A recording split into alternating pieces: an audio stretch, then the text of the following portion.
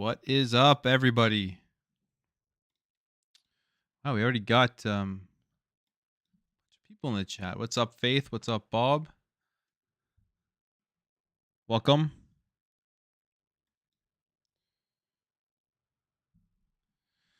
Welcome, episode number 47 of the Plumecast. I took last week off. Sorry about that, guys. Just sometimes life gets a little bit too busy. My weekly game podcast. How's everyone doing today? How's everyone in the chat doing? We already got 13 people in here. It's a good start.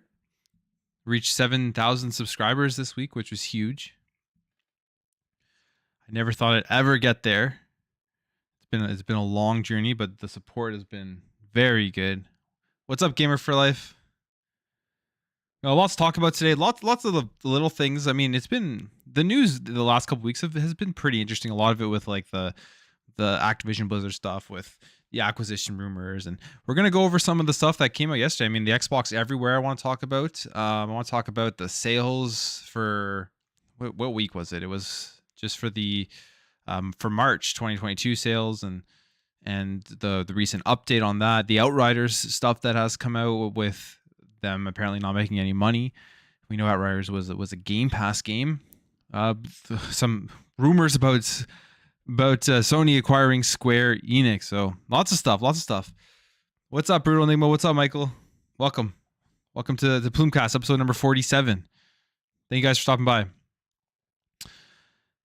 Bob says PS fanboys are into rage mode. Why are they into rage mode right now, Bob? What's going on? I don't follow the fanboys too much. I'm not gonna lie. I don't follow all the craziness out there. I just kind of do my own thing.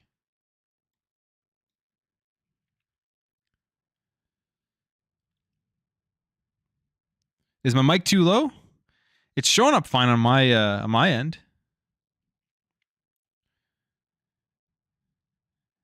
How much is my microphone? I want a brand new mic to troll something. Hey, I'm good, Faith. How are you?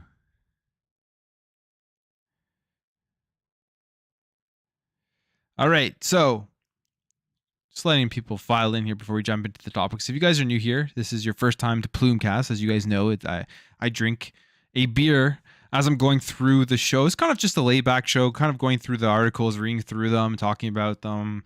I'd like to hear your guys' opinions on it after I go through it. So make sure to put all of your comments about the stuff that we're talking about in the chat, and I'll read through it after at the end of each topic. But this week we have a strong beer, an extra strong beer, one I've never tried out, but it has a really cool can. So I decided to pick it up. It's called 86 or 8.6. I guess that's just because, I guess it's 8.6 because it's 8.6% alcohol. 8.6 original, extra strong beer. And where is this from? It's from Holland, imported from Holland. Doesn't say what it tastes like, but it just says it tastes extra strong. So let's give it a shot. Let's give it a go. What's up, Robinson? What's up, Drew Thompson? Welcome. All right. See how this thing tastes.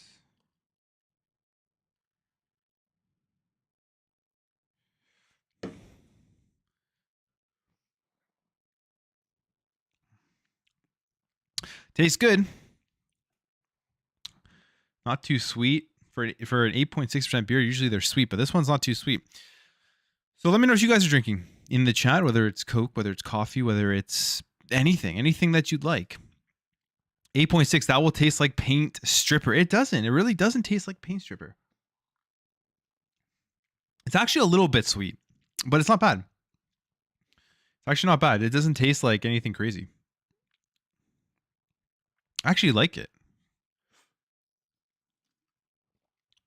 Yeah. Anyways.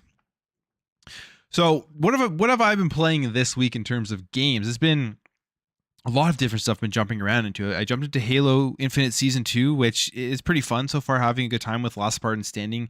I think it's like a good kind of dip into the Battle Royale light game mode. I think they're using it as a test to see how much people like it in terms of Battle Royale in general within Halo, and if it's going to work. And we know that they're most likely working on a brand new big Battle Royale game with certain affinity. But other than that, I mean, King of the Hill classic game mode, that's been a ton of fun.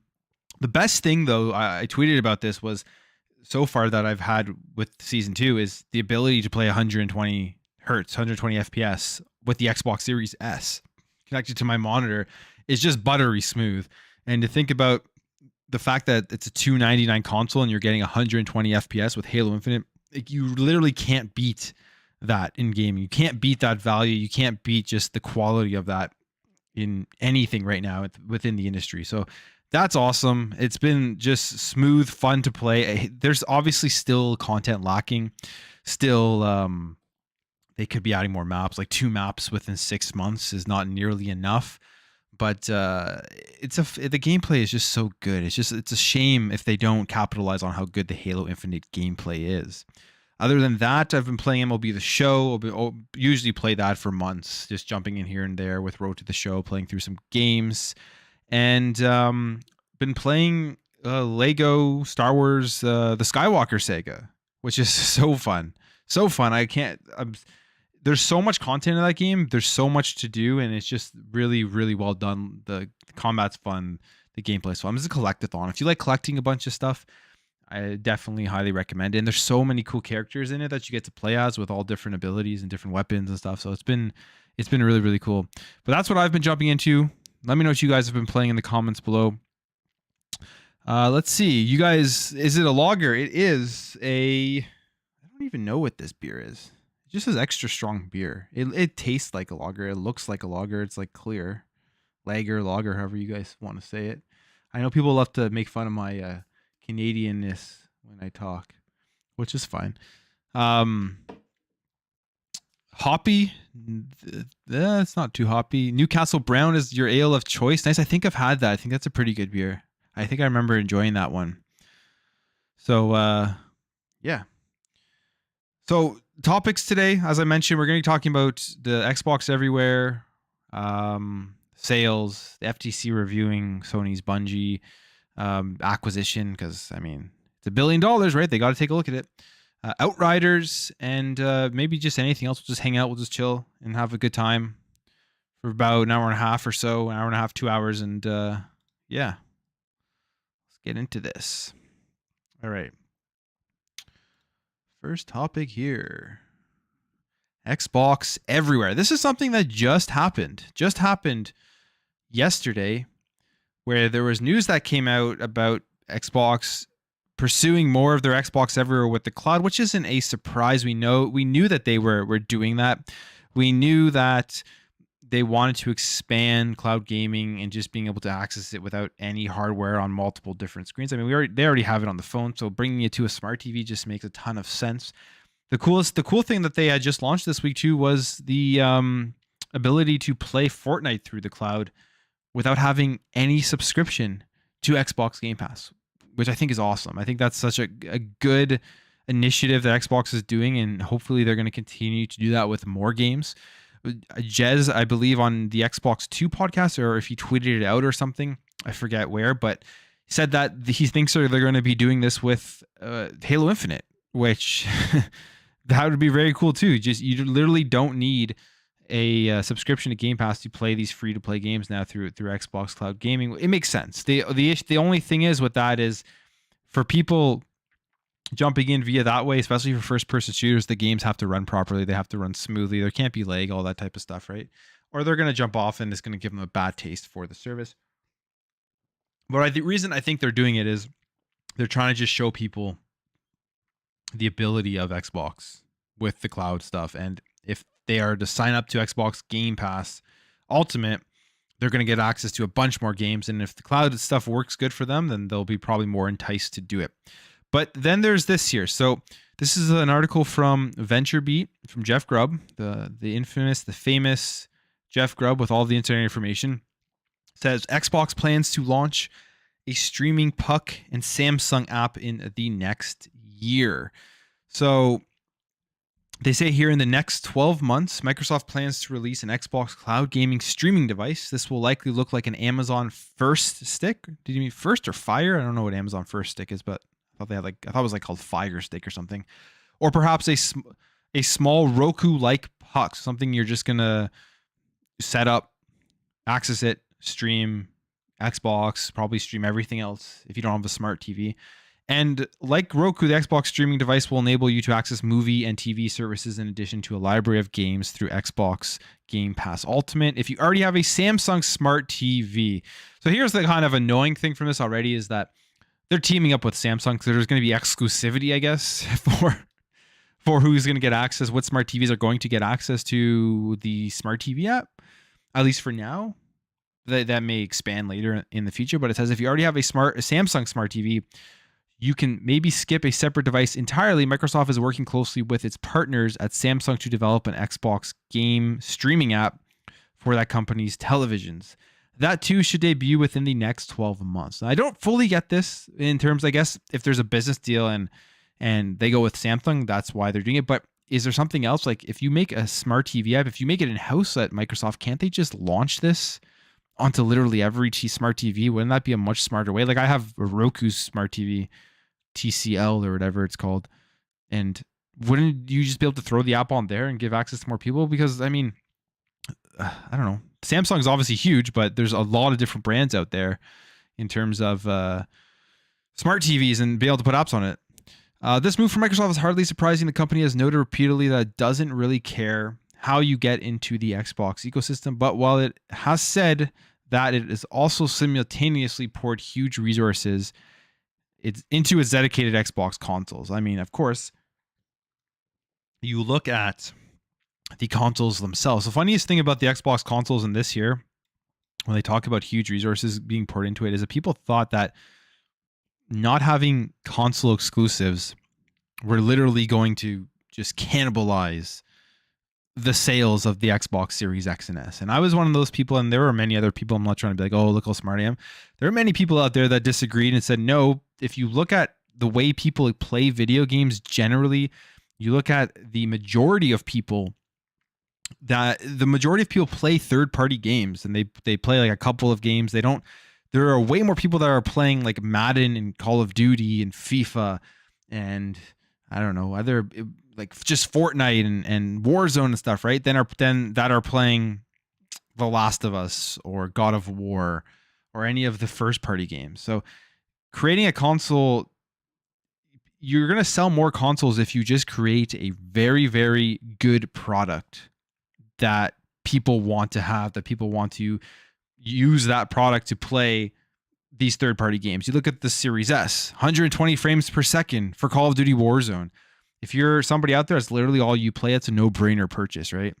You can build a $2,000 PC or a $1,500 PC or whatever with the price of graphics cards now, probably not even close to that actually. Depending, I haven't checked in a while, but I'm assuming graphics cards are still extremely expensive.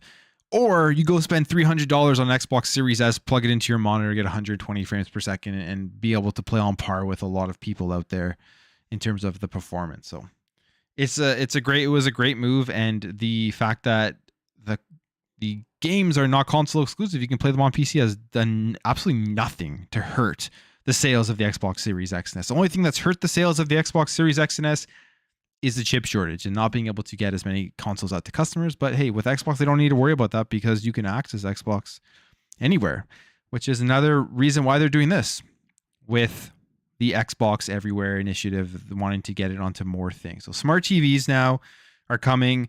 Streaming pucks or sticks or whatever are coming. You have through your browser, literally that's every possible screen. And through console and through PC. So I wonder what else.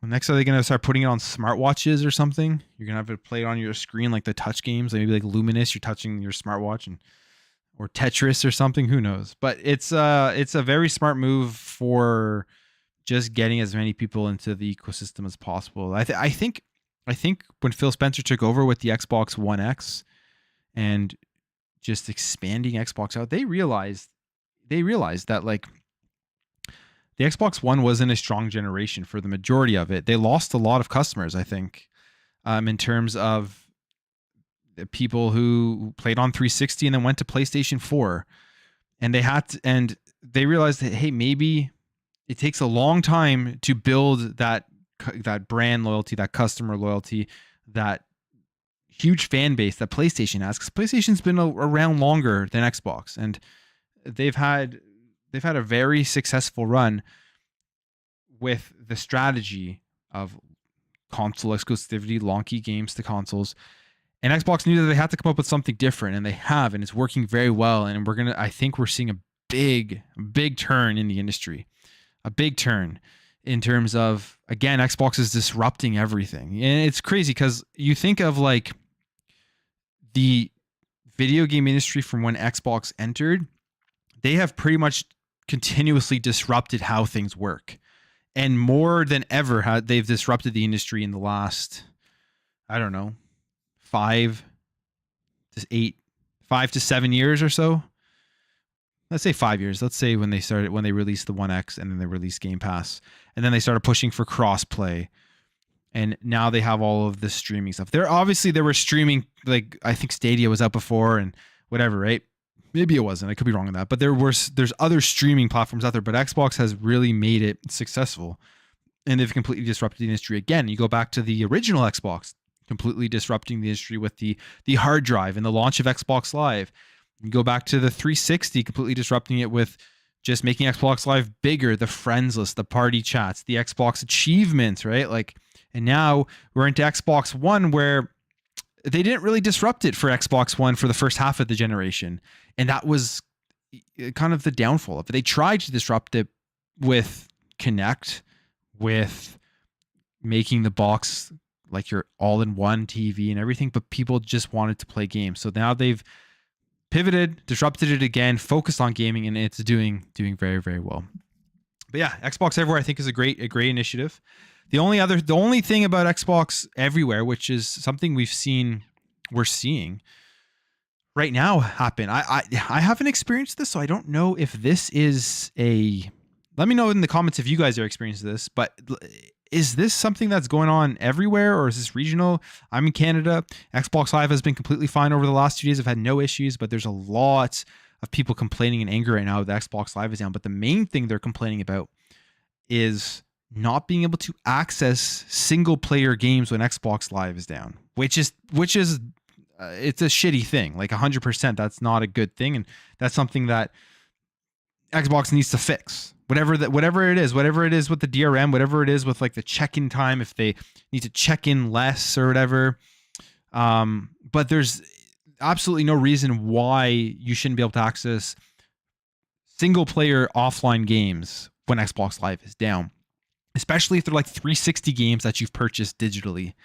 So, yeah, that's not a good thing. And that's where people always argue against going all digital in the future of gaming and streaming and all that type of stuff. And I'm like, I love my physical games. I haven't really gone too much physical this generation, just because you buy a physical game now, there's not that much with it compared to back in the day when you got like a manual and you got like all these extra goodies with it.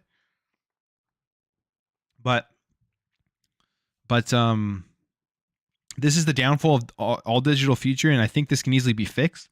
As long as they make sure you can access your offline games if Xbox Live is down, that will make things better. But a lot of people are angry right now about this, and for good reason. I mean, if you can't access games that you purchased, offline single player games, when Xbox Live goes down, that's not something that's acceptable, and Xbox needs to do something about it. So hopefully whatever is going on right now, again, my Xbox Live hasn't been down. It's been completely fine. But whatever is going on right now, it'll force Xbox to look into it, and Phil Spencer and all that type of stuff. But yeah, that's Xbox Everywhere. And what are you guys talking about? Babylon Fall only has one person. Yeah, I saw that. That's hilarious. One person. What an absolute failure that game is. Like, holy shit. When they first showed that game off, I don't know if it was at E3 or whatever event they showed that off on, or off at. I don't know what I just said off on, but it looked great. And then they redid it all. Square Enix probably came in and was like, hey, you got to make this more profitable. Right. And now the game is just completely trash. I'm not even going to, it looked cool when they first showed it off, but I'm not even going to look at that game. I think that's quite smart from Xbox. Did they say they want to get Game Pass out there? It's a smart way to get people to subscribe to. Yeah, that's what I think too. Getting people to just check it out. Like you jump into Game Pass for free for the free to play stuff. You jump into Xbox Everywhere. You maybe pay $1 a month to sign up to try it out. Once you try out Xbox Game Pass, there's no going back. You have a lot of people on social media. You have a lot of people who talk shit about Xbox Game Pass and like, oh, you rent games, or it's just absolute stupidity. I don't know. They must be trolling. Because once you try Xbox Game Pass, you see everything in there. I've never talked to one real life person like outside of the internet who's tried Game Pass and then come back and said, oh, that service sucks. No, they've tried it and they're like, holy shit, why didn't I know about this earlier? This is the best thing that's ever happened with video games. Pay 15 or whatever it is, 10 to $15 a month. I get all of these games. Like I'll never have to buy another game. I'm saving more money in my pocket. I'll never get the argument of, oh, I like to pay more for my video games because it makes me feel like I'm playing games that are more valuable. It just doesn't make any sense to me. I don't own a TV, so maybe we'll get a Samsung now. Hey, there you go. That's probably why they made deals like that, right? Samsung's like, hey, we developed this for you. You market it with Samsung TVs. We'll sell more Samsung TVs and they'll get access to Game Pass and you'll get more subscribers. So that's probably the business deal that's going on there. Still don't own a Series X. Had the S for ages, not complaining though. It's a great console. Series S is great. It's great. I can't wrap my head around people thinking that it's not a next gen console or whatever. Yeah, it's not going to play 4K, but it loads extremely fast. It's sleek, gives you 120 frames per second on first person shooters. It's awesome. We'll get a Series X until later this gen when the price is lower. That's smart. Why not? Bloom. Who do you think? I'm guessing I'm Bloom, right? Who do you think will be the favorite to purchase Square Enix? Because people are saying Sony can't purchase them because they bought Bungie acquisition. Well, we'll talk about that. I'm going to go over the article, but I think Sony probably. I mean, why not? They have a good relationship. A lot of people writing off a streaming device saying that it won't go anywhere and be like the Kinect. Is nothing like the Kinect. That doesn't make any sense. I don't get that argument. Who's saying that? That's a stupid argument. It's what Phil Spencer. Phil always said, all devices move on players. That's it. Xbox One was boring and expensive. I never bought one. I skipped last year. Well, I bought an Xbox One when Master Chief Collection came out, and we all know the debacle of the Master Chief Collection when it first launched. Just you couldn't connect to games. However, I was actually pretty lucky with my Xbox One when I purchased it, because I purchased the Sunset Overdrive edition. It's a white Xbox One. It was the first one. I think they're actually kind of rare. I don't know how many of those they made, but I've been looking it up, and you can sell those things like, not that I want to, because it has like literally one of the best boxes in the history of video games, my opinion. It's like a box for the console. But I got the Sunset Overdrive edition. Master Chief Collection wasn't working, and I played Sunset Overdrive. I would have never jumped in if it wasn't for that, if it wasn't for MCC not working, and it became one of my favorite games of the generation. I absolutely love Sunset Overdrive. It's a shame that it's with Insomniac right now, because they're probably not going to make a second one. It's a shame it didn't get the support. It's an incredible game, and I really wish they would bring it back. And if they do, it's going to be a PlayStation exclusive now. Series X day one, favorite console. I think the Series X is going to go up there as one of my favorite consoles, if not my favorite of all time. But I can't make that decision until, the next generation comes out. Just trade your One X, Golf Valhalla, Far Cry, and Lego Star Wars. Nice. Those are 3 incredible games. You're going to have a lot of fun with lots of gameplay in all those. Lots of gameplay on all those.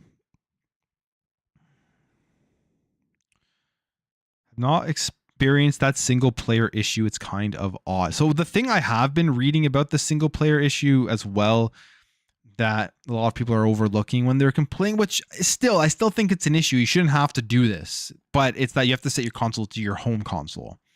And if you do that, apparently you can access them. I don't know, because I haven't experienced the issue, but I still think that Xbox needs to fix that. You shouldn't have to set it to your home console. You should be able to access offline games with no internet, no matter what. You shouldn't have to check into a server for offline games. I don't know how they can do that, but or maybe just increase the check-in time. Make it like once a month for offline games. They got to do that. Xbox was down here last night. I wasn't down for me. I jumped on last night. Maybe it was late last night, but I played some Lego last night, and it was working fine, or maybe it was my home console. I didn't even realize, but it didn't seem like it was down for me. I was playing an offline game though, and I was playing on my home console. So who knows? Physical is the only way to go. You can trade them in. I mean, trading in games is awesome. For PlayStation 5, I go all physical.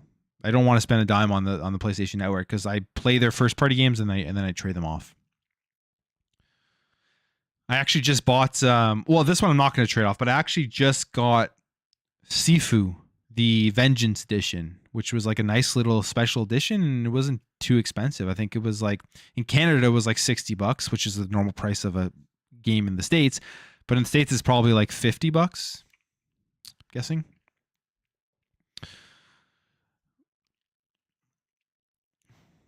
All right. This is games too, so if we go digital, we buy one copy and can play on 2 Xboxes. Smart, very smart. That's what you got to do.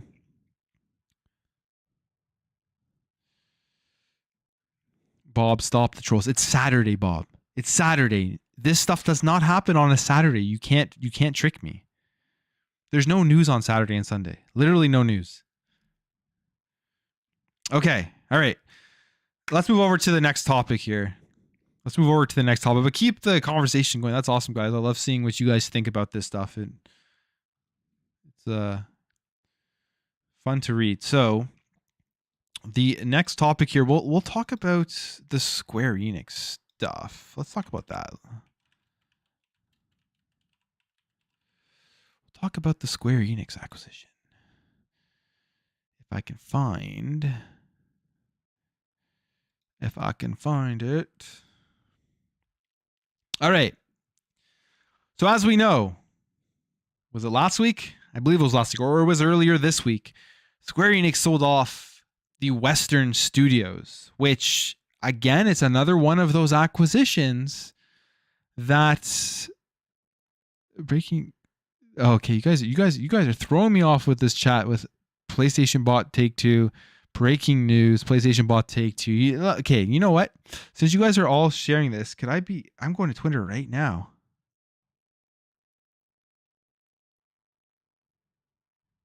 I'm going to Twitter right now. You guys are trolling the shit out of me, and it's working. Well done.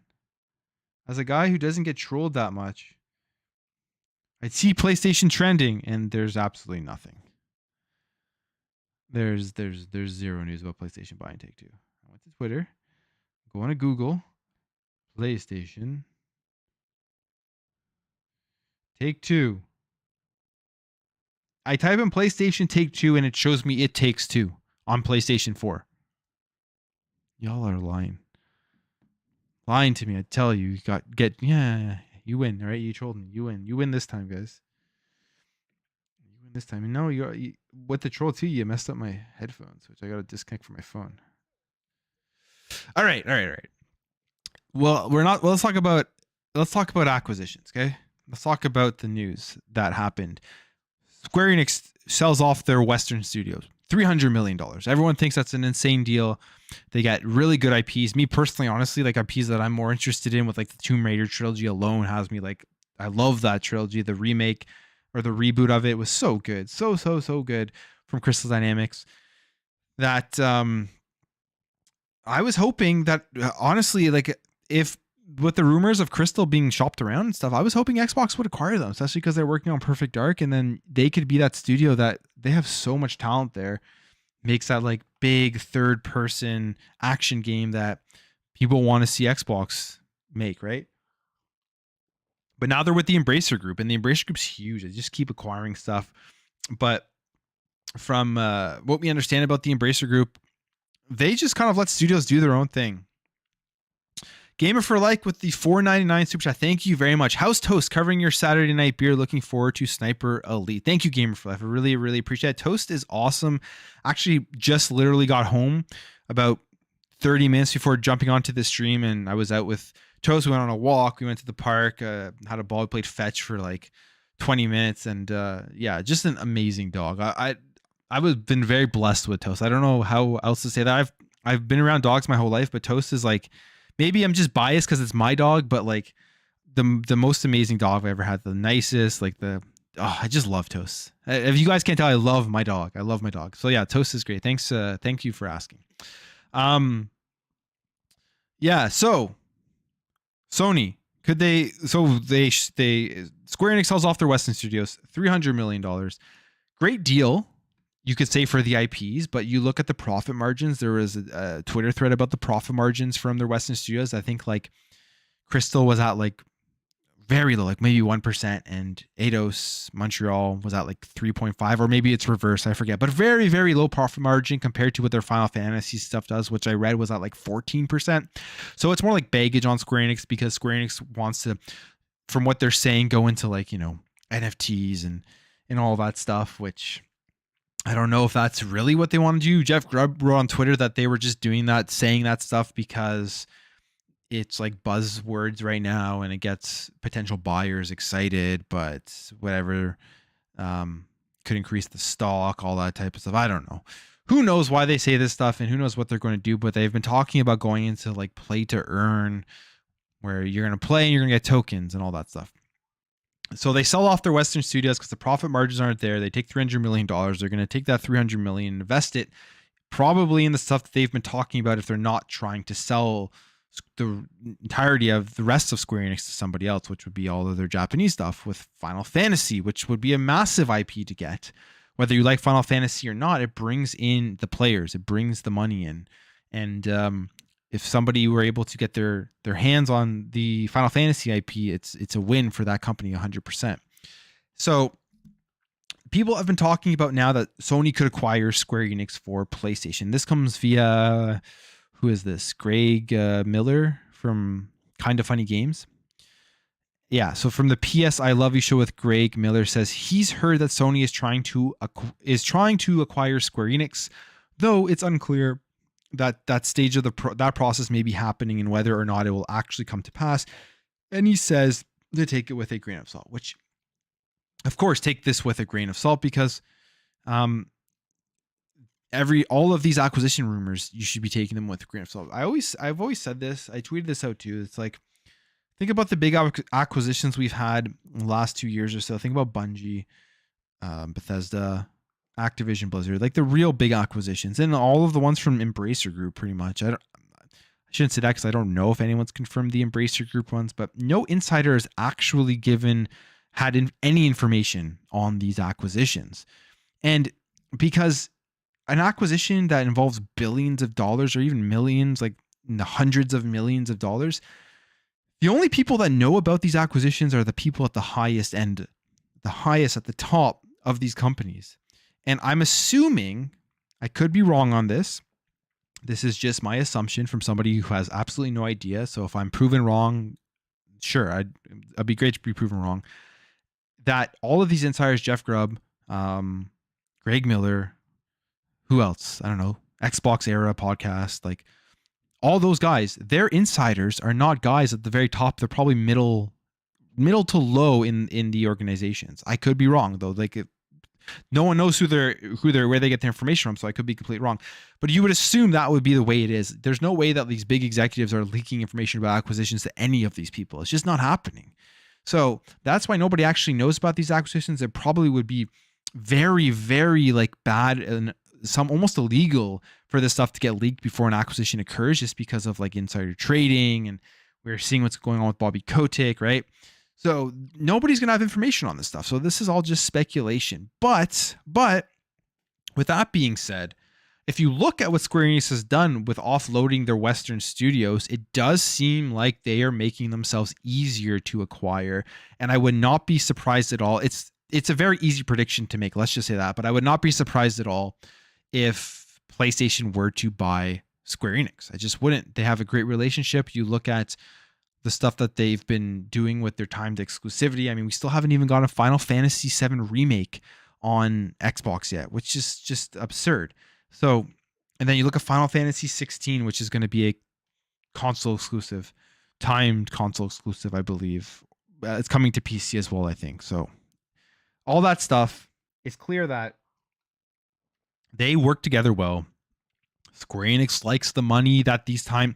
exclusive deals bring in for their profit margin. Because yeah, time exclusive stuff sucks, but Square Enix wouldn't be continuously signing timed exclusivity deals with PlayStation if the profit margin on their games wasn't extremely good, and that adding to it because of the money they're making from that deal. I mean, you look at the way that they talked about their Western games before they sold off the studios. Literally, no matter how good those games did comparatively to other games out there, they would say it didn't do well. And it's because they have a franchise like Final Fantasy that probably just sells like insanely in Japan. And we know PlayStation sells more in Japan, so it just makes, and Final Fantasy it's a very mainstream JRPG everywhere around the world, so it sells well everywhere. But I mean, if Sony were to buy them, they would get their massive games as a service product, which is Final Fantasy 14. That will literally probably solve a lot of their issues with games as a service. So it just makes a lot of sense for them. And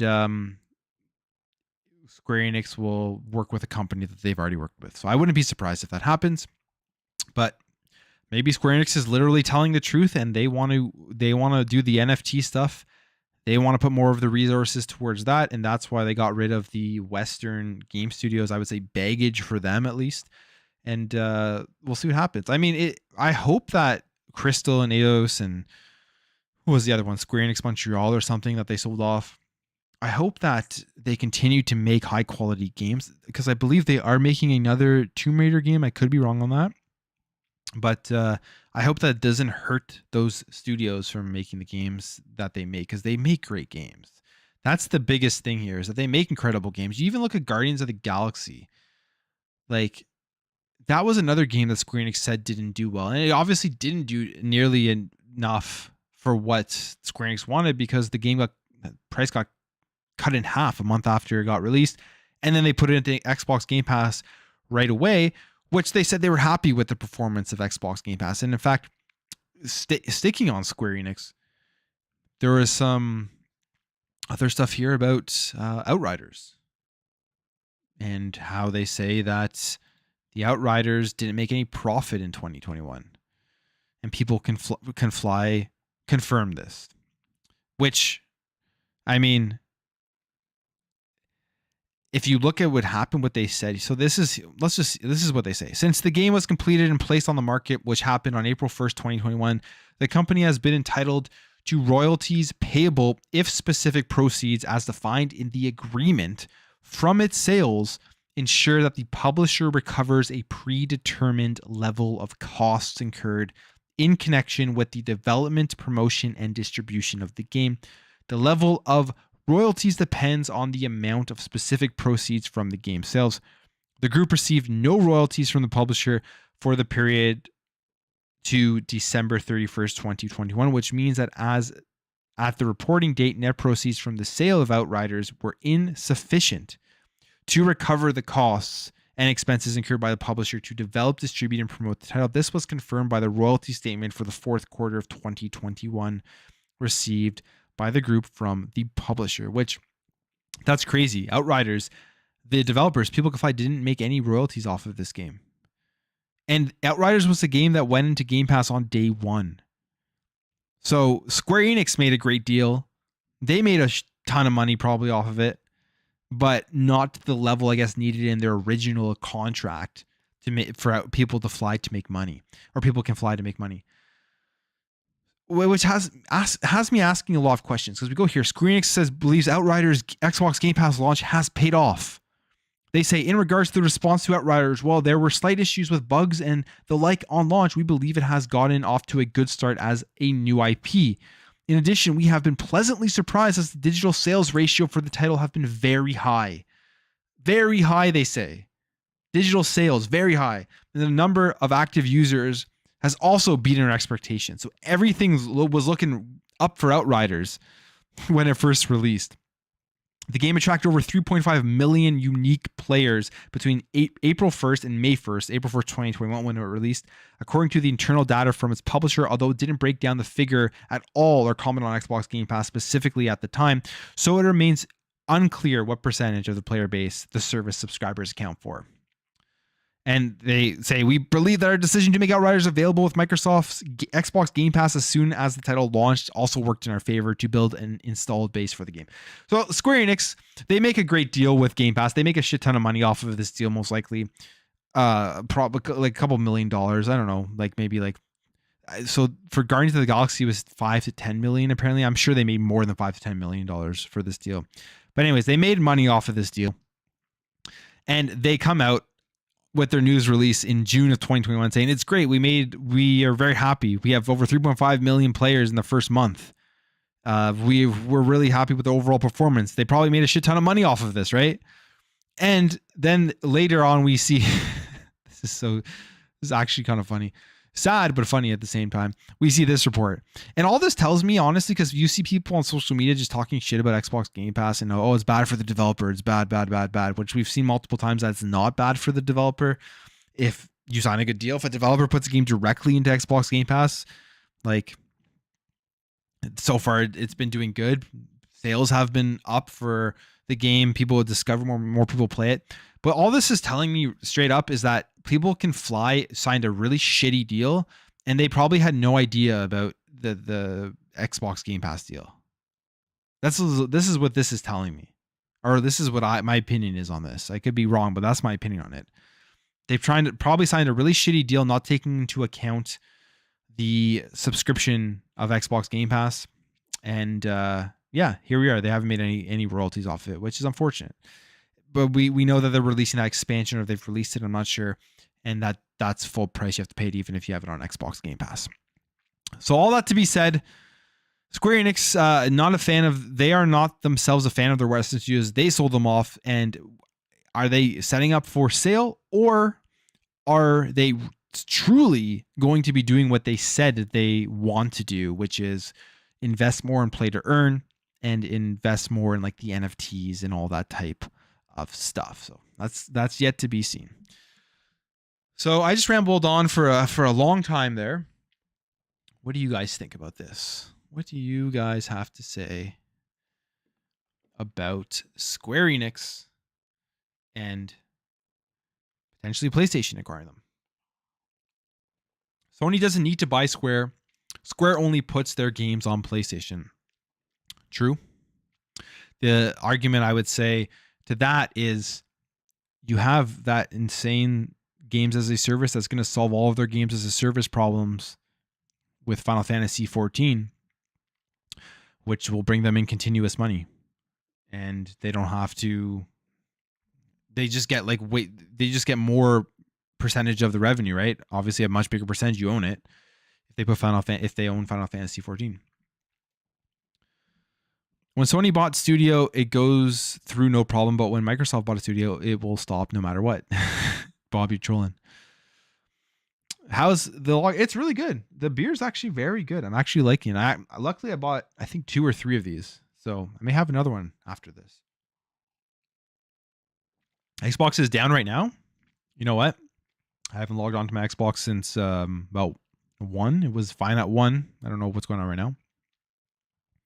Buying studios won't help Sony. The future is online services, and Sony is treating that as not important. Well, I would say that they were treating it as not important for a large part, for a long time, and now they're panicking. And they're trying to adjust as fast as they can because they've realized that the online services, subscription, streaming, all that stuff is going to be the future, whether you like it or not. And they're panicking and they're trying to move fast. And that's what they're doing with their PlayStation Plus tiers, bringing out those 3 tiers, which a lot of people are upset that the first party games aren't there. But what I think Sony is doing with that is they're trying to still get as much, like they're trying to get as much money as they can as possible from selling their first party games to their rabid fan base, and before eventually bringing over, their first party games to the service. Maybe not this generation, but I got the beer burps hard. Maybe not this generation, but maybe next. I think we will see first party PlayStation games at some point within PlayStation Plus. That's my prediction. Could be off on that. Final Fantasy died for me after 10. Last good game in your opinion? Well, that's what was the last one I played? I'm trying to think. I played 15. 15 was okay. It was fun. Had a good time. I actually grinded from level 1 to 80 like an idiot in Final Fantasy 14, and then I got burnt out because I did it like I just like went hard on it, and I missed out on literally the best content after, and I haven't gone back. I don't know why I did that, but Plume, do you think Sony will play them? Do you think Sony will play them because of Bungie acquisition after they purchase them? So that's another thing as well with these rumors, is that we talk about the Activision Blizzard acquisition, and my opinion is Xbox isn't making another move until that goes through. It's just too risky. Because of like all of the lawsuits and the FTC looking at stuff and all that crap. But I think it's kind of the same with PlayStation. I would be surprised if they announce any acquisition, if anything comes out before the Bungie acquisition has gone through, because it's still couple $1 billion, right? Was it $3 billion or something like that? Still a large sum of money. So yeah, I don't think we're gonna see too much from either of them until both of those go through. That's my guess. That's just my guess. The FTC will have the last laugh with all of these acquisitions. I don't think so. I think the FTC is just, they have to pretend to be tough, right? And they're not going to do anything. Like I find it comical that people think the Activision Blizzard deal isn't going to go through. They think that the FTC is going to stop it. It's just, and you know, again, like I say this a lot, because I could be wrong, and I'm happy with being wrong, but I just find it absurd that people think it's not going to go through. All of the like lawsuits we're seeing from the Activision Blizzard deal is like these investors pissed off that they lost a shit ton of money because the stock fell, because Bobby Kotick ran a shitty company, and the news came out about it, and then the stock fell. Well, that's what, like, investing, that's what it is, right? Like, you don't know what's going on 100% of the time. You're like, you could lose a lot of money when you invest, right? So now they're just mad that they lost all this money, and they think that like, oh, $95 a share isn't enough. We're not going to get all of our gains back. So they're trying to sue to get some of their money back.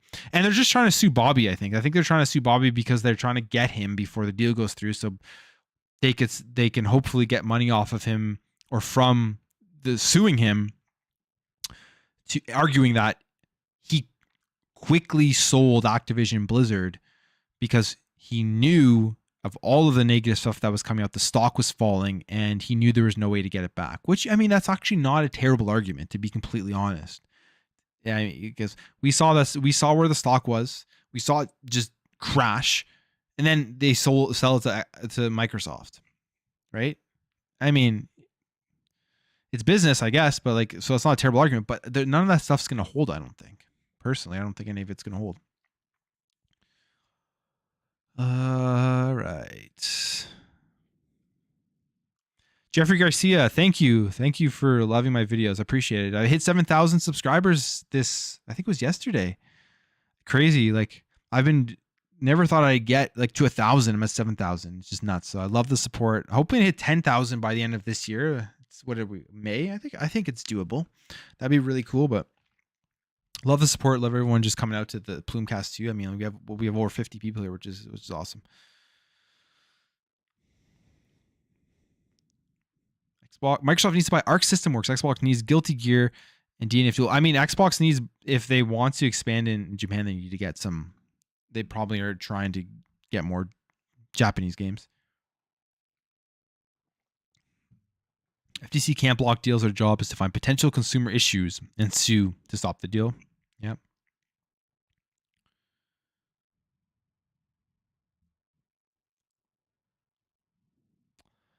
Faith, I did not. So whatever that is, if you got some sort of message that's spam, it's fake, it's not me. I will never send you a message.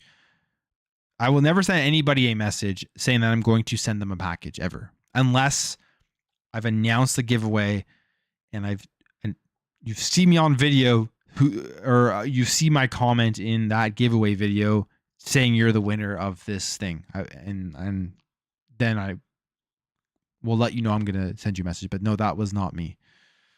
So just block, delete, and don't give them any information.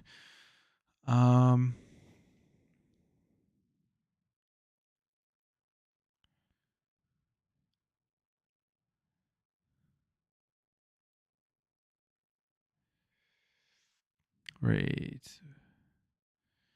Right. Yeah, I said yeah, Faith, just delete that message. Just block it. Sorry, I didn't see that message earlier. Don't respond to that. All right. They blocked the ARM Nvidia deal. Yeah, that's true. They did. I don't know too much about that one. I have to look into it. I'm sure there were like different reasonings for that, but I don't know. It's just my opinion. I don't think that the FTC is going to block Activision Blizzard. I don't even think it's like something to worry about. The deal is getting done. The FTC is coming in as normal. People suing is normal. Yeah, suing is normal. Like a lot of times that these big deals happen, suing is, you see it happen, right? Like I just think people are super pissed that the stock fell and Bobby Kotick knew about all the stuff that was going on, and they're suing him, saying that he wasn't acting in the best interest of the shareholders, which technically is not actually a bad argument. But I don't think it's like I don't think that's gonna hurt the deal. It may just hurt Bobby. We'll see. I don't know. I'm not a lawyer. Hogue Law is the best to break all that down, and basically he's just kind of saying that it's nothing to worry about, especially because 98% of the shareholders voted for it to go through. So like, even if people are arguing that he didn't act in the best interest of the shareholders, well, he sold the company to Microsoft and 98% of the people are saying, hey, this is in the best interest of the shareholders, right? They're approving it. They're like, yes, good deal, Bobby. So I don't know if any of these lawsuits are going to hold up, but we'll see. Who knows?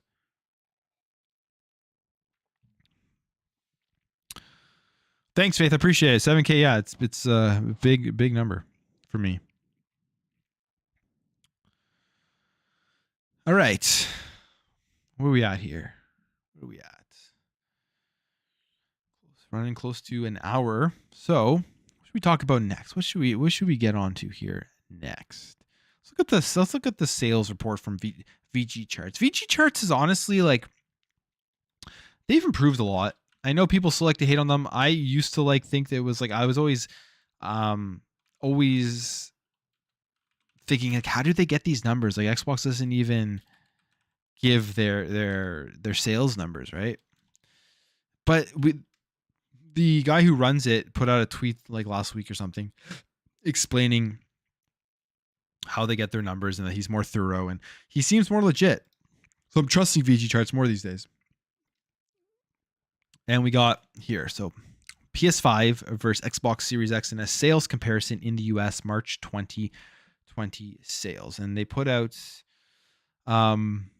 this article. The VG Chart sales comparison series of articles are updated monthly, and each one focuses on a different sales comparison using our estimated video game hardware figures. It's great that they continuously mention these things are estimated, so take them with an estimation in mind. The charts include comparisons between the PlayStation 5, the Xbox Series XS, and Nintendo Switch, as well as with older platforms. There are articles based on our worldwide estimates as well as the US, Europe, and Japan. This monthly series compares the aligned US sales of the PlayStation 5 and the Xbox Series X and S. So the PlayStation 5 and the Xbox Series XS both launched in 2020, November 2020. Yeah, so they just say the dates there, and you can see here the charts of by month, the sales. PS5 is in the lead in the US. Total sales. What is really interesting here is if you look at this line, you can see between, I guess it was last year. So you can see where the PlayStation started off, boom, had a bigger gap here, and how much smaller this gap is getting. And even when you look here, right, it's like very narrow. And if this keeps trending in that way, you may even at some point see the Xbox Series X and S surpass the PlayStation 5. I'm not saying that's going to happen. I've stuck with my opinion that there's no way that the Series X and S in total console sales are going to outsell the PlayStation 5 by the end of this generation. It just isn't going to happen, and I could be wrong. Not that it really matters for Xbox, because console sales, as we know, isn't their big number one thing that they look at. I think that like how well they're doing with console sales, it's like a cherry on top of the cake for them. And the point to proving this is that they're going with Xbox everywhere with the streaming stick and the smart TVs. Like, they're obviously looking to just get more people into the ecosystem. They do not care how. But so this is to me just an insane number right now. So this is for 2022 sales. Yeah, this is right now they're saying the total lead for PlayStation 5 in their total sales for March 2022 is 195,000. That's a very, very small number. That's actually an extremely small number. But wait, this is for PS5 sales in the US, March 2022 sales. Yeah. Gap change in the last month, 301,000 Xbox Series X and S gained on the PlayStation 5. Gap change in the overall last 12 months, 533,000. So right now they're saying here the total lead, I guess, for sales since these consoles have released is only 195,000 units. 200. Let's just round up 200,000 units. The PS5 is ahead of the Xbox Series X and S right now, is what they are predicting, which is just absolutely nuts. March 2022 is the 17th month the PlayStation 5 and the Xbox Series X and S has been available for. In the latest month, the gap grew in favor of the Xbox Series X and S when compared to the aligned launch of the PS5 by 301 units. In the last 12 months, the Xbox Series X and S has outsold the PlayStation 5 by 533 units. The PlayStation is currently ahead by 195,000 units. That's an extremely slim margin. That's not that many when you think about the difference in the strategies of these two consoles. And this is why when I talked about earlier from one of the comments was that PlayStation seeing this stuff. Yes, the chip shortage plays a role. We know that. We know that PlayStation or Xbox got priority. Do we know if they made a deal or is it just because, I mean, Microsoft just overall maybe buys more chips, so they just prioritize the Series X and S over it? But at the end of the day, it's the argument that it's only because of the chip shortage, I don't agree with. I think it plays a role in it, but I think that the Series X and S are such desirable consoles this generation with everything they offer, from an extremely cheap access avenue to Xbox Game Pass to the biggest AAA games that are coming out with great performance, and like the Series X is an incredible console. You look at the build of these two consoles, the Series X it's just, oh man, it brings me back to maybe the first video that got my channel to take off. It was hilarious because it got like double the amount of downvotes on it. And it was me just sitting in my chair here, just being a layman, looking at the teardown of the PS5 and the teardown of the Xbox Series X and saying the Xbox Series X is built better. I mean, it was clearly a better built console. It's clearly a better design console, and it's not even close. It's not even in the same ballpark, in my opinion. Because I have both of these consoles, they're right beside each other on my TV downstairs. The PS5 is this big, mammoth, ugly-looking thing that you have to put a stand on. When you pop in a disc, it sounds like a plane is taking off. It literally sounds like a plane is taking off. The Xbox Series X is a sleek, not that big console with more power. Literally cannot hear it, and it just like fits so much nicer into any entertainment system. It's just sleek and nice, and has like that fan at the top, especially with the Halo Infinite edition with like the different colors, and it's just so much nicer, so much better built. And those are things as well that sell consoles, believe it or not. People look at that and like, okay, this is like, looks better, it's more powerful, I want the most powerful console on the market. That will push consoles. Then you look at all the other stuff that they do with their backwards compatibility. That's a big selling point for a lot of people. For myself, as someone who loves modern games, I also collect retro games. Like I have a ton of 360 and original Xbox games. That was a big selling point for me with the Series X, was just the ability to pop in my 360 disc and be able to play those games. PlayStation is far behind on that when it comes to backwards compatibility. So that's another reason why these consoles are selling very, very well. And I mean, there's so many other reasons. Game Pass, the cheap access to it when you buy the console compared to building a PC if you want to download the games natively. And it's just overall a better console. Simple. Yes, PlayStation 5, you can argue objectively for some people, PlayStation 5 has, or I guess subjectively for some people, PlayStation 5 has better exclusives, and that's what pushes them over. But as an entire package, the Series X is by far a better purchase and a better console. And you can see it playing out in these numbers. Yes, chip shortage, but also just because of all the things I said, I think play a major role in it. And it's going to be very interesting going forward this generation, because I mean, we're in 2022. We're 2 years into this thing, and Game Pass subscriptions are taking off. We'll see it'll be very interesting to see how the PlayStation Plus tiers do.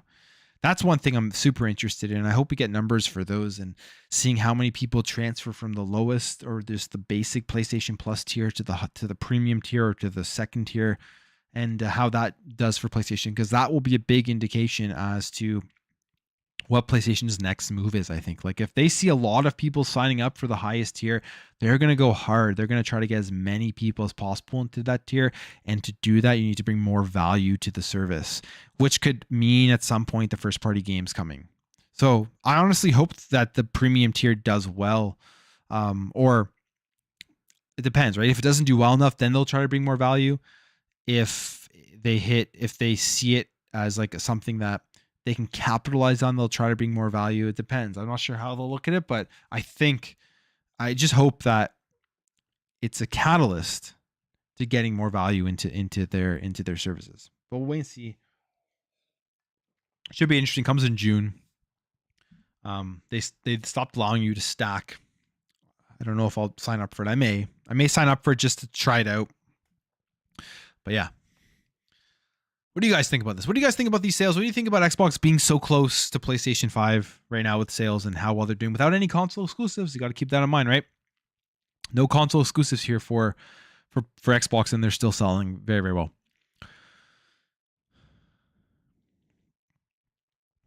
Fortnite killed Xbox Network. Maybe. Xbox Series is outselling Xbox 360. Sony wants to pretend this is only about the PS5 chip issues. That's a very, very fair point. The 360 was a very good console. Think about the 360 is it had the red ring of death, where like 50% of the consoles were being shipped back to get fixed, and they still sold so many that somehow that didn't kill Xbox, which is remarkable to think about. It really is. That 50% console failure rate doesn't kill off the console. And the next, it was all in the documentary. It was, they either were going to end Xbox, or I think it was like ending Xbox or whatever, or investing all that money to fix the issues. And they made the right call for sure. Yeah, Xbox isn't down, but it hasn't been down it is down for people, but for me, it hasn't been down. It may be like a regional thing. I don't know. Or just some people are lucky and some people are not.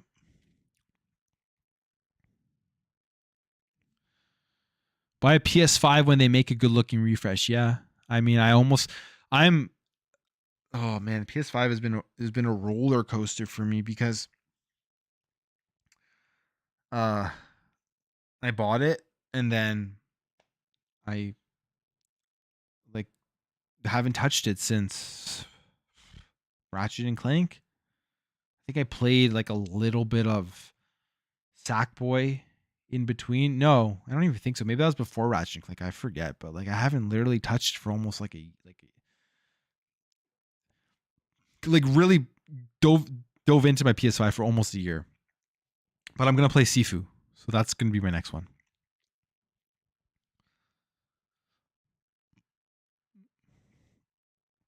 They can beat that in a few months. You never know. I mean, Starfield's just gonna like Starfield consoles are going to fly off shelves. But what's going to be even bigger than Starfield in terms of Xbox Series sales, I think, again, could be wrong, is when Activision Blizzard goes through, and if Xbox is smart, they start marketing on the Series X box, Call of Duty 120 FPS. They even start marketing on the Series Xbox, Call of Duty, like best-selling game every single year. Even when it doesn't live up to expectations, it's the best-selling game. And they can use the marketing out of that, and people are going to walk in. Like moms are going to walk in, who want to buy their kid a console. They're going to see Call of Duty on the box. And yeah, that console's going to sell. You know, like that's it. Or just people who just literally play Call of Duty. They're going to walk into a store, see Call of Duty on the box, 120 frames per second, $299. What? I can get like 120 FPS, which is better than my friend who's only getting 60 FPS, and I only pay $299 for this thing. The console's going to sell, right? Those numbers, I'd be interested to see those numbers.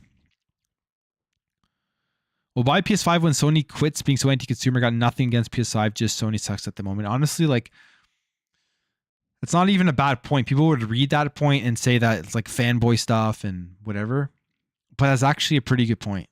The PlayStation has been doing a lot of just like bad decisions and anti-consumer stuff over the last couple of years, and it's a fair point to make. Like, even when you look back at the documents about when Epic Games versus Apple came out and like they weren't wanting to push crossplay through, like they care only about the bottom dollar, which all corporations do, even Xbox does, to be completely honest. That's true. But at least with Xbox, you know that they're a corporation, you know that all they care about is getting your money, but they're giving you value at the end of the day. And you got to make that decision, right? What is your dollar worth?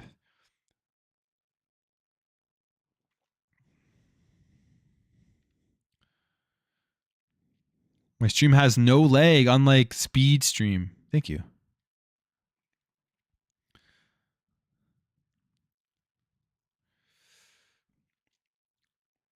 And remember, many of those who bought the Series S will buy a Series X later. Super easy to get a Series S for $200 on the used market. That's true too. I never even, honestly, that's something I didn't think about.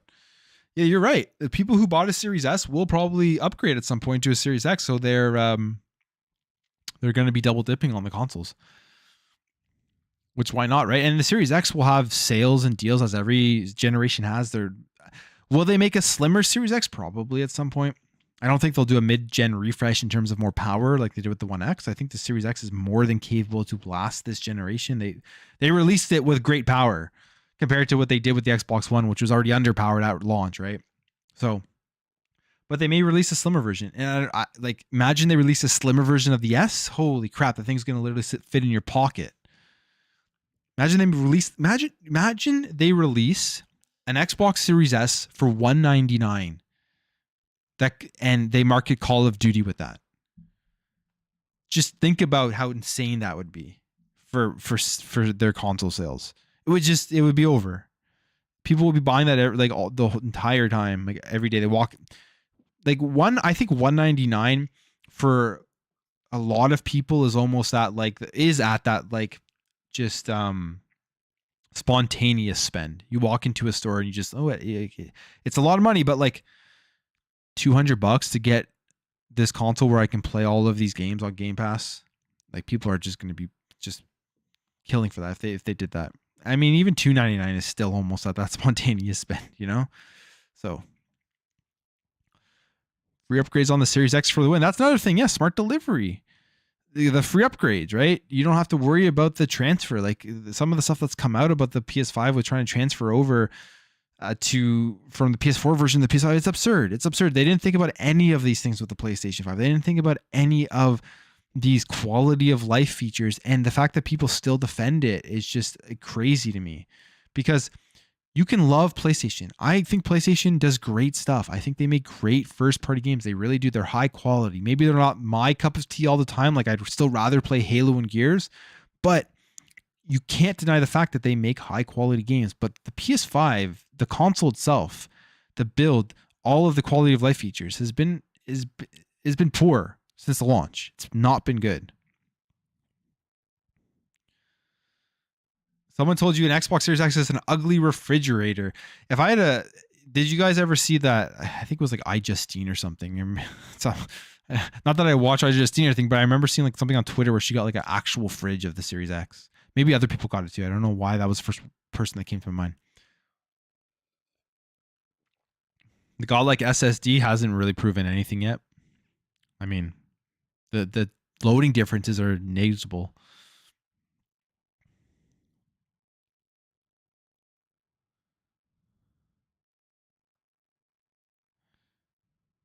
You have a Series S and you think it's the ugliest console, but bang for buck is awesome. Hey, I mean, to each their own. I don't think it's ugly. Actually, I have it right behind my monitor right now. I like the just sleekness of it and the size of it.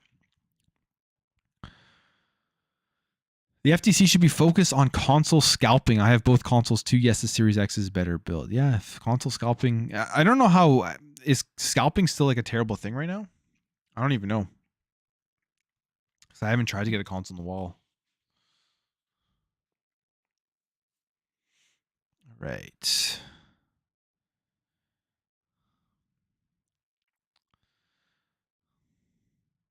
Plum, do you have a headache because of the PS5? No, I'm not gonna go that far. I do not have a headache because of the PS5.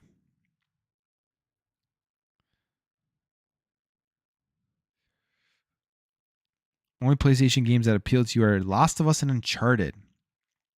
Fair. I'm not a big I've tried. I've played through Uncharted 1, 2, 3. I think maybe not 3. I think 1 and 2.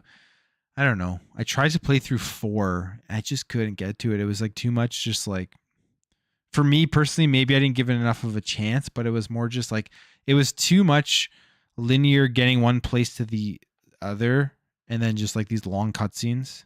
And I'm the type of person that falls asleep in movies. I don't know if it's like I just need constant action. I need constant go, go, go.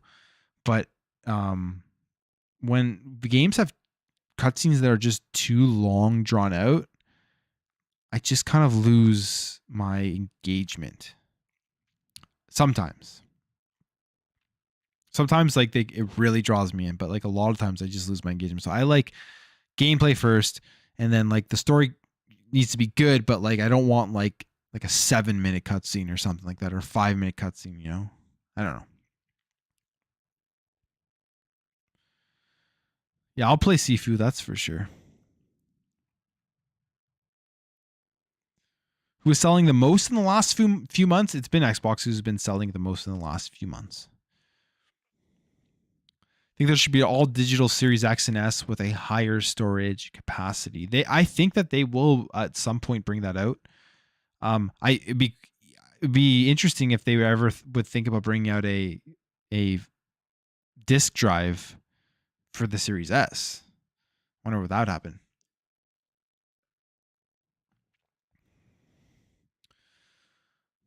Remember, Sony believe in generations. Yeah, I know they don't believe in. They believe in what will make us the most money, which every corporation does. But it's almost like instead of being forward thinking, they're backwards thinking, and they just literally. And I mean, I've worked for private businesses before that are like this as well, and it almost seems like they just have like a bunch of old dudes there that look at what makes them successful and never looks at what's the future and what potentially could make them successful in the future, and they just keep trying to like go off of the same old thing. And that's what it seemed like with Jim Ryan this generation so far. That's just kind of what it seems like. When you make a claim, then you go back on it like right away, pretty much. That, or they were like, we got to get the PS5 built. We didn't think about any of these things that Xbox thought about. So we got to get the PS5 built, and then we'll just adjust as the generation goes along. I remember the fake smoking Xbox Series X. Yeah, that was hilarious. I think it was fake, right? Was there one that was real, one that was fake? I forget, but I remember it being fake. All right. Someone used a vape. Yeah, okay, I remember that one. Yeah, that's crazy. People go those lengths for the console war stuff. Okay. Let's talk about one more thing here. Because we're getting on to the hour 15 mark here. Let's just look at this article here. And then it's going to be doing with Sony and Bungie. Because as we know, there's been a lot of talk about the FTC. A lot of talk about the FTC and Xbox, right? And if they're going to block the deal, I mean, it's a bigger deal. It's about what, $65 million more dollars, or $64 million more dollars, or billion more dollars. I forget how much Bungie is. What is it? 3-4 billion? 3.6. Yeah. Okay. So it looks like the Activision Blizzard deal isn't the only thing being investigated by the FTC. They say here, and this is Push Square, as we know, is very it's a PlayStation website, right? As is typically the case for billion-dollar acquisitions, Sony's mammoth $3.6 billion buyout of Bungie will be investigated by the Federal Trade Commission. While you could be forgiven for forgetting that PlayStation had dug deep to purchase the Destiny developer, this is a reminder the deal is still very much on, assuming it gets government approval. If you've been following the news lately, you'll know similar probes have been occurring with Microsoft's purchase of Activision Blizzard. So, I mean, I could be missing stuff here, but we obviously haven't seen any like lawsuits with Bungie. I mean, Bungie didn't seem like it was a very bad run company. Not any real scandals that came out of it, such as with Activision Blizzard, which makes it very easy for lawsuits against Bobby Kotick and Activision Blizzard. With everything that happened, they're going through multiple lawsuits. None of that is really happening with Bungie, but obviously the FTC is going to be looking at this. It's a $3.6 billion purchase. And yeah, it's huge. All right, Faith, thanks for stopping by. Have a good night. It's a huge purchase, and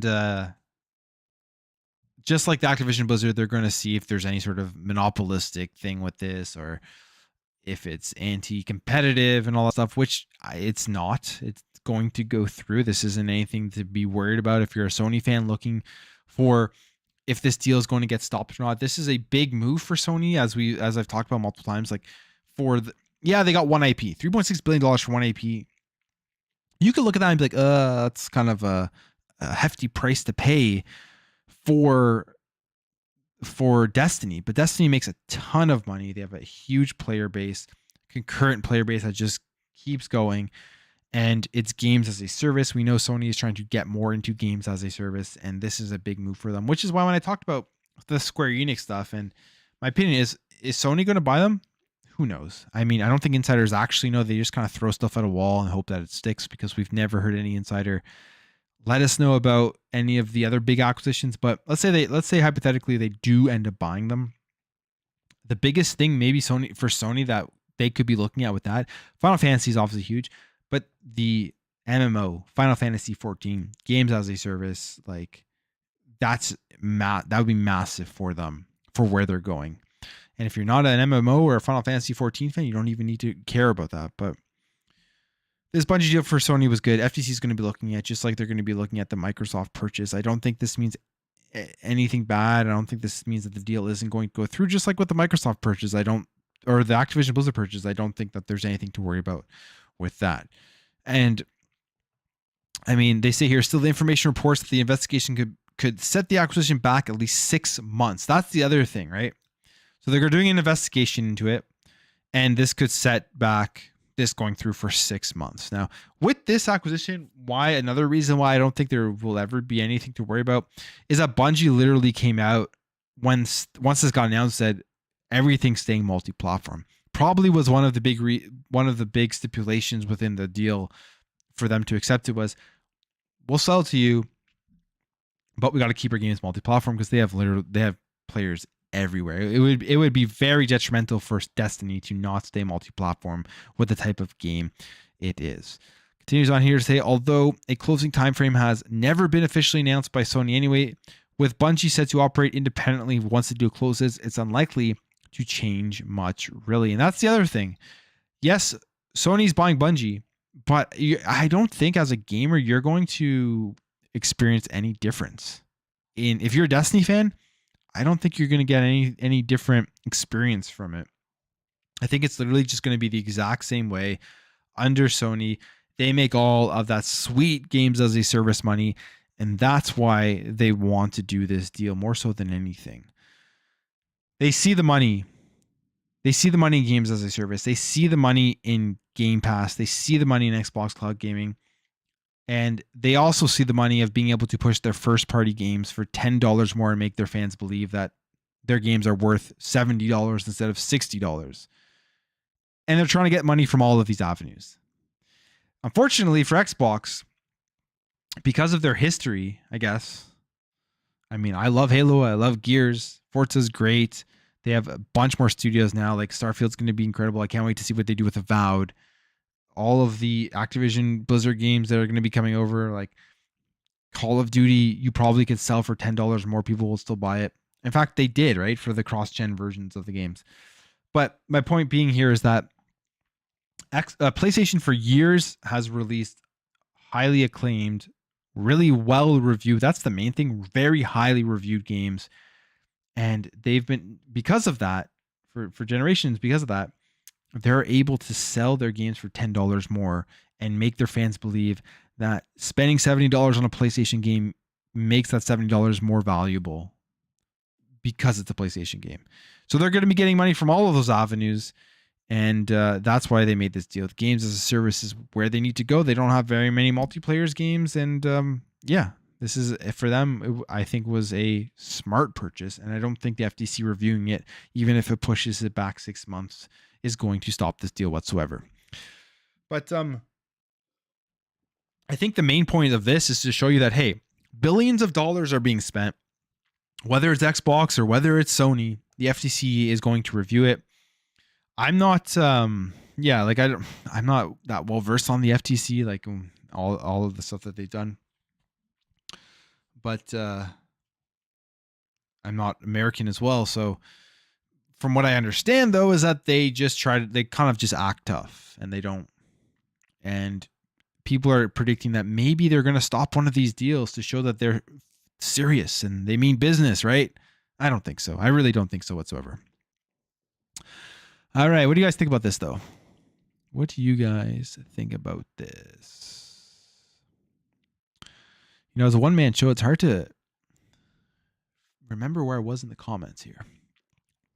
I was a second-generation PlayStation fanboy, but I joined a band and did a lot of drugs and forgot about video games. Well, okay. I mean, I guess you're back into video games right now, and I hope you're off drugs.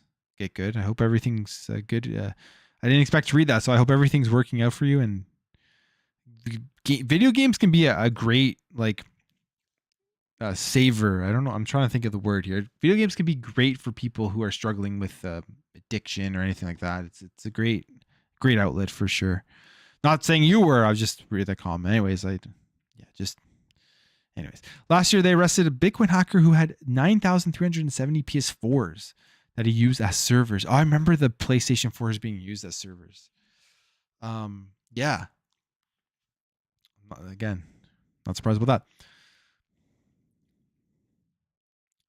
PlayStation executives are so stuck up they don't even interact with fans. I mean, Jim Ryan just seems like he doesn't play games at all. He seems kind of out of touch. But, you know, here's the thing. I've made videos about Jim Ryan and talking about some of the stuff, and I do recognize that the guy knows how to make money. Like, that's all he's trying to do, right? We sit here and we wonder why these executives make the decisions they make. And we go on social media and we look at all this outrage. We look at everybody jumping on the outrage or whatever. We also forget that like only like 2% of the population or something like that, that could be wrong. I don't know if it's like that, but I heard that stat once, are on like Twitter. And yeah, Twitter influences a lot of people's thoughts and influences the news a lot, but Twitter isn't really indicative of what's really happening all the time, right? So yeah, they see the outrage.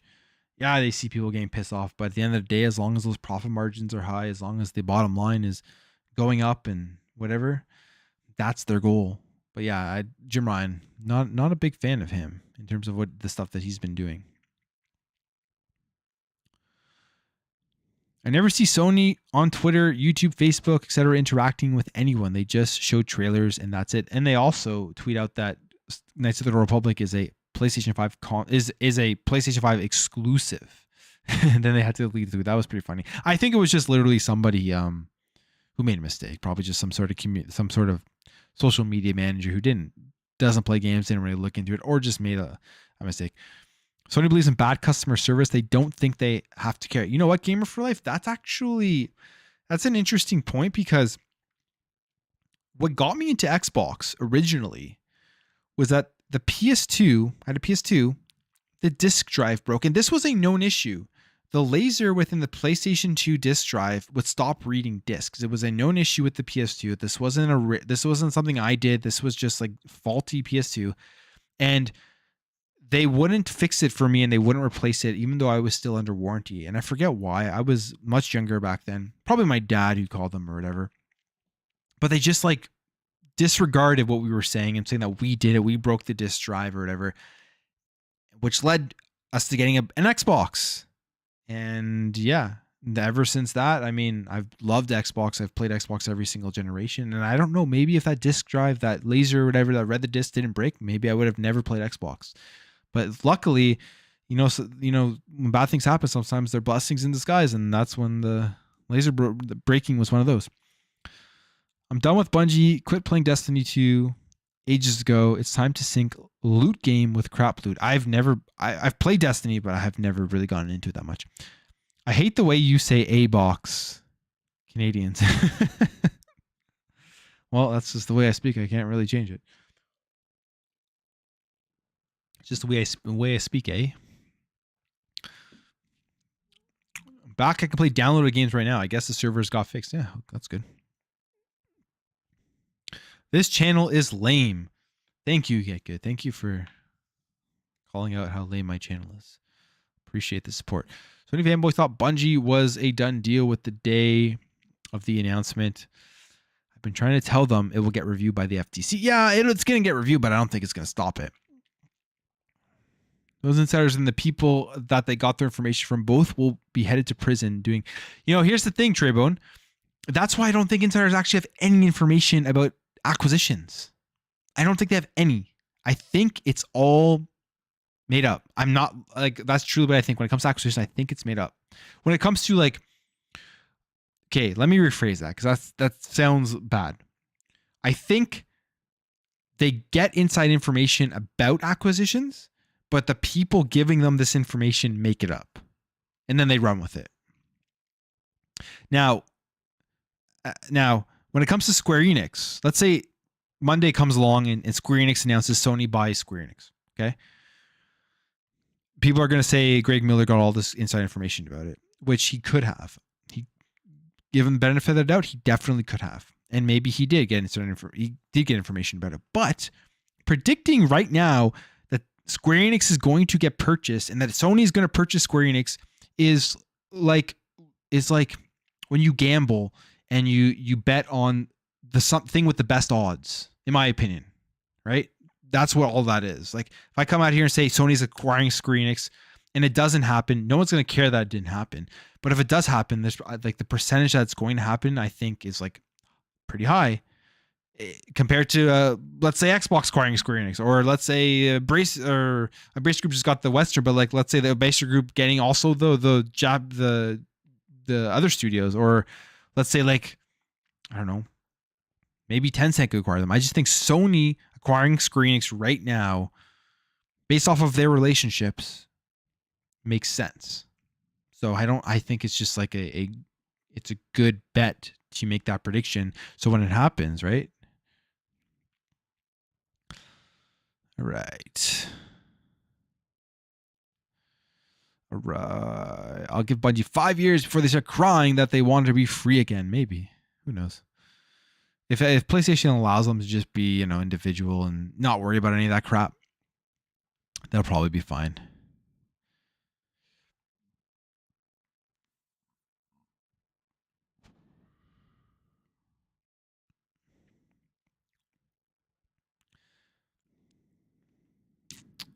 Been a gamer since Space Invaders. Here comes the boomer insults. I love old games. I respect the older gamers. I mean, the older gamers know what it's all about. Kids these days don't understand fully what the struggle of everything back in the day. In fact, it was actually more just like it was nicer when you got like a cart, like a Super Nintendo package, and you pulled out all the stuff in it, and you go take a dump, and you be reading the instruction manual. It was simpler times, and I still like jumping into older games here and there.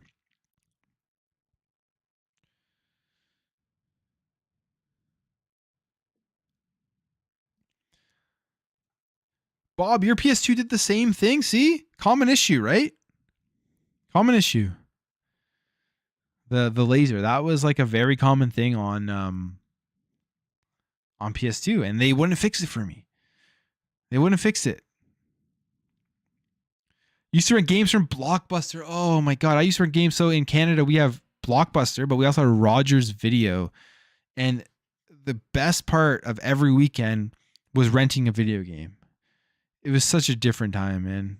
Back then, it was actually wild renting video games. But like it was cool because you'd walk in and it was like you look at the wall, and you would just literally pick a random game off of the box art. You had no idea. You had no idea what the game, if it was going to be good or bad, and like sometimes there would be misses. But I remember the first Xbox game I ever played, the original Xbox game, was rented from Rogers Video, and it was Dead to Rights. That game, I actually love that game. That game was great. Very cool game, and I was younger back then. Probably not a game for kids, but that was my first original Xbox game, Dead to Rights.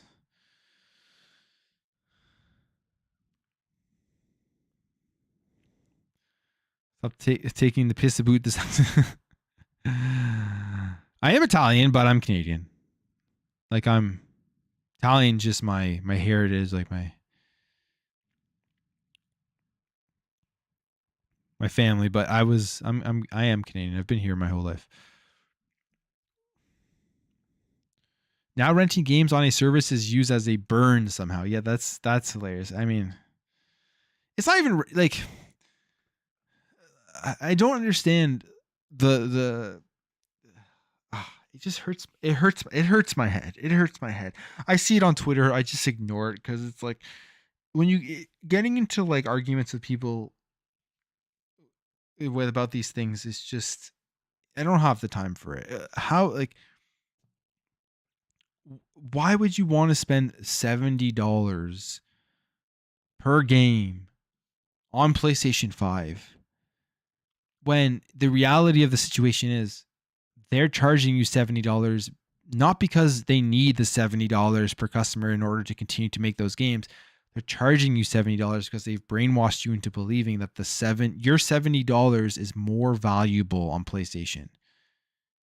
And they're taking more money out of your pocket rather than you keeping the money in your pocket, not giving it to like these big corporations that at the end of the day don't care about you, and getting incredible value with Xbox Game Pass. It doesn't make sense to me.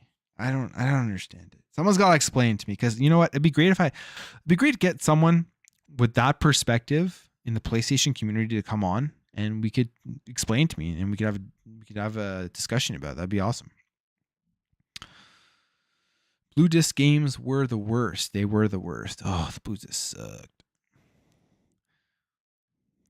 2600 was a great console. Just before that, 2600 was before my time. My first console was a Super Nintendo. I remember renting King of Fighters 95 on Saturn with the plug-in data cartridge. That's awesome. That's awesome. North American. I'm North American too, so I guess we're all the same. You're human. I'm human too. We're all the same. We are all the same. Somewhere in Asia and Africa. I remember playing Pong, and you got tired of that. That was always hockey. Yeah, that's before my time. Speaking of hockey, the NHL playoffs are on right now. It's been good. The Rangers Penguins series has been entertaining. The Bruins are down 2-1. Sorry about that, Gamer for Life. I believe you're a Bruins fan. Fanboyism is just another form of tribalism. Yeah, I agree. Honestly, that's a great point. I agree. People don't think about that enough, but it literally just is. It's just a form of tribalism. Like you can love consoles. Like I prefer Xbox. Like obviously I prefer Xbox, right? But if you like PlayStation, I don't care. I don't give a shit if you like PlayStation. Good for you. And you know what? If you like PlayStation and you find great content on PlayStation, tell me about it because I'll probably want to check it out. Poor opponents almost like their brain damage.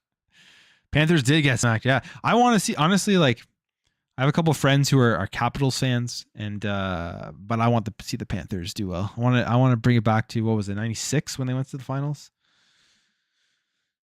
Yeah, they got smacked last night. I'm not surprised. I mean, you got Ovechkin on the other side. You got like all that veteran leadership that won a Stanley Cup, and I predicted that would be the one upset in the first round, but I hope it doesn't happen because honestly, I would be cool to see the Panthers go far. All right, but that's all the topics for me, guys. We've been streaming here for about an hour and 40 minutes. Again, yeah, like great fun. I love just hanging out with you guys and talking about games. And missed last week. Try not to miss too many weeks, but appreciate you guys all for coming out. Hit 7K subscribers this week. Just thank you so much. Honestly, 7K subscribers. I never thought I would have hit that. So appreciate you guys with all the support. Appreciate guys coming out for Plumecast, and we'll be back next week, back with some more stuff, and hopefully I see you guys talking about some hockey in the chat. Whoever team you are cheering for, go that team. My team, the Habs, finished dead last, so I guess the only thing I can cheer for is getting the first overall pick. But other than that, I appreciate you guys. I'm gonna call it a night. I'm gonna go eat some dinner because I have not eaten dinner yet. Probably gonna have another one of these beers and just relax. So I hope you guys have a good night. Have a good rest of your weekend, and yeah, appreciate it.